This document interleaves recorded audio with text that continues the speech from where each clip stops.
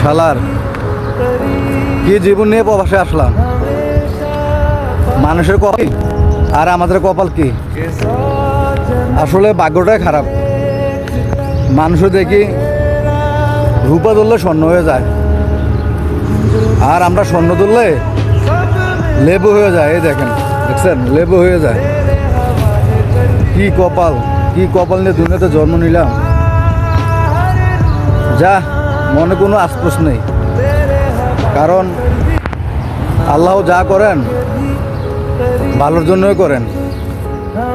হয়তো আল্লাহ আমার কপালে ভালো কিছু রেখেছে, তাই এখন আমাকে পরীক্ষা দিচ্ছে, পরীক্ষা দিয়েছে যে আমি কতটুকু আল্লাহকে উপর ভরসা রাখছি, ভরসা রাখতে পারতেছি, আর আমার ধৈর্য আছে কিনা। আল্লাহ হয়তো আমাকে পরীক্ষা দিতে পারে ইনশাল্লাহ।